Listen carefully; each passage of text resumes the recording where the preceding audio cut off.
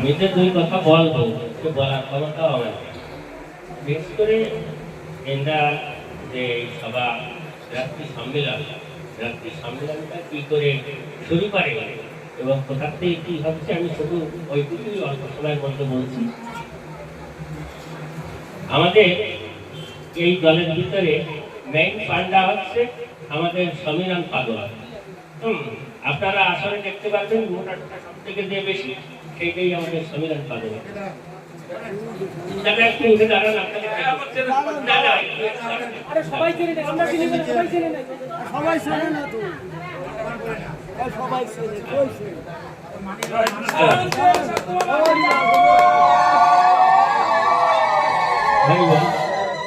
এই সমীরণ দাদা, তারপরে আমাদের দুলাল দাদা, মানে কয়েকজন এই যুবগোষ্ঠী কয়েকজন মিলে আমাদের দুলাল দাদা, আমাদের বাবা ফুটি, আচ্ছা তারপরে আছে এখানে সুরেশ দা আছে, আর লক্ষণ একটু সবাই আছে আমাদের এই মাননীয় গোসাই, আর বিশেষ আরো কয়েকজন আছে, অবশ্য তারা আসে নাই। যাই হোক, এনরা এক জায়গায় বসে যে আমরা তো এই ভাবধারায় চলছি, তাহলে গুরুচাঁদ ঠাকুর বলে গেল, আমার দাদা একটু কথা বলে গেলেন, বিশুদ্ধ করঙ্গের মালা যার গলে বলে শত জন্মের ভাই বলে নদী তারে বলে বললো না। তাহলে গুরুচাঁদ ঠাকুরের কথা যদি আমাদের পালন করতে হয়, তাহলে আমাদের ভাইদের একটু মেশা লাগে না? ভাইকে না চিনলে কিভাবে আমাদের সেই গুরুচাঁদ ঠাকুরের কথা রাখতে হবে? তাই গুরুচাঁদ ঠাকুরের কথা মতো চলো আমরা কিছু কাজ করি।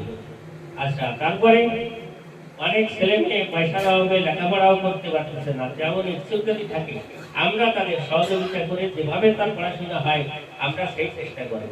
নারী শিক্ষা, মেয়েরা আমাদের সব কোনো সবাই সমিতিতে যাইতে দ্বিধাবোধ করতো, তা বললো না, আমরা ভাইয়েরা বোনেরা মিশে একসঙ্গে সভা করবো, চলো আমরা এই কাজগুলি করবো। এর ভিতরে এনাদের সঙ্গে আর থাকলো ওই যার কথা বললো আমার জ্যেষ্ঠ ভ্রাতা রঞ্জন মন্ডল, তিনি ছিলেন বিশিষ্ট সমাজসেবী। যাই হোক, এটা সবাই মিশে আলোচনা করে তাহলে কবে করা যায়। আর এই যে কয়েকজনের নাম বললাম গোসাই ছাড়া সবাই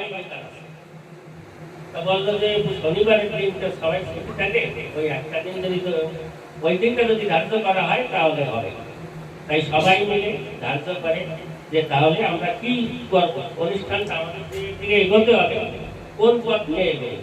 তখন বললো যে না, এটাকে ভ্রাতৃ সম্মেলন আমরা এটা করবো। আজ থেকে প্রায় 200 বছর গত হতে গেল, এখনো অব্দি আপনারা তো শোনেন এই ভ্রাতৃ সম্মেলন বলে কিছু আছে। এই কয়েক বছর হলো ভ্রাতৃ সম্মেলন শুরু হলো এবং সেটাই নারীর দ্বারা হলো।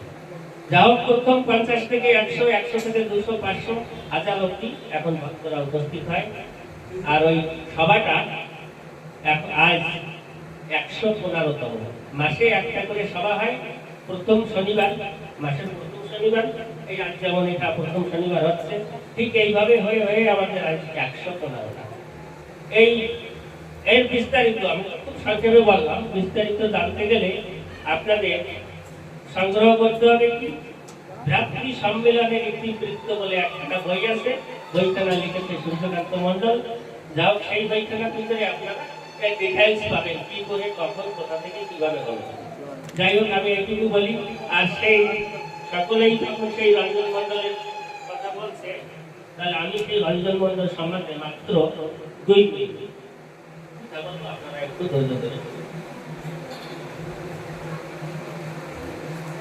জয় জয় হরিচাঁদ ক্ষীরোদয় ঈশ্বর, জয় শান্তি মাতা পদ ব্রহ্মাণ্ড জাহার, জয় জয় গুরুচাঁদ রুদ্র অবতার, জয় সত্য ভাবা পদে ব্রহ্মাণ্ড জাহার।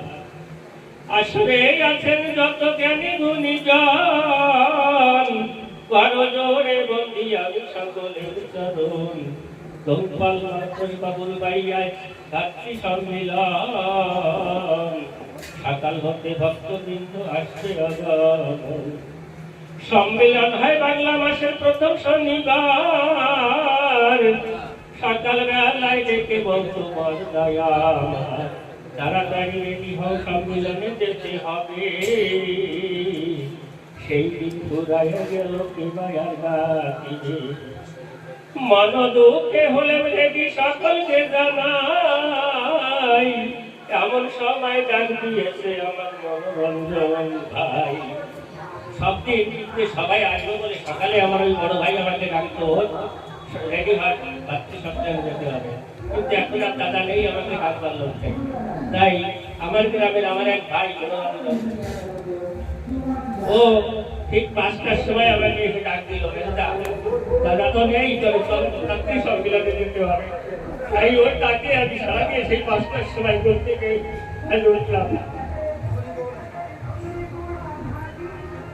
এখানে আসিয়া জীবনে দুঃখ পাই, আপনাদের আমার করুণা দায় এই সবাই তাই। বরকা নরঞ্জন মন্ডল আছে সকলেই জানা, এই রাত্রি সম্মেলন তিনি করতেন বিচারনা। সুমধুর মিষ্টি ভাষে তিনি করতেন আলাপন, ধীরে ধীরে গড়ে তোলেন এই রাত্রি সম্মিলন। 1951 সালে বাংলাদেশে করেন জন্মগ্রহণ, 28শে সেপ্টেম্বর 2024 তেজিল জীবন। 74 বছর এই ধরা দামে ছিল, করি বলে মোদের ছেলে শান্তি ধামে গেল। কি মূল্য ধান কেমন রতন চিনলাম না তারে, বুঝলেম আমি কত দামি হারিয়ে যাওয়ার পরে। তাই বলি ভাই সকলে করি নিবেদন, প্রতি মাসে করবেন সবে বাড়তি সম্মিলন। দিনে দিনে সম্মিলনের ফলে ওর বৃদ্ধি হবে, তাহলে বাজার আশা পূরণ হইবে। এই ভাতৃ সম্মিলনের যত পরিচালক করজোড়ে বন্দি আমি সকলের চরণ। রঞ্জন মন্ডলের আত্মার শুভকামনায় ভাইয়েরা হলি বলো আর মায়েরা দাও জয়।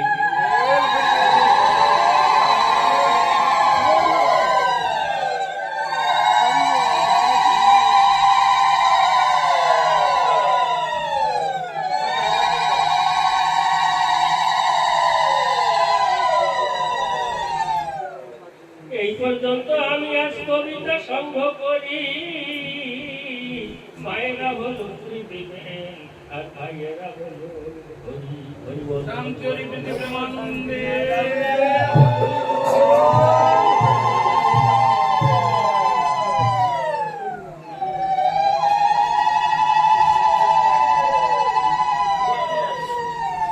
আচ্ছা, এবার আমাদের দুলাল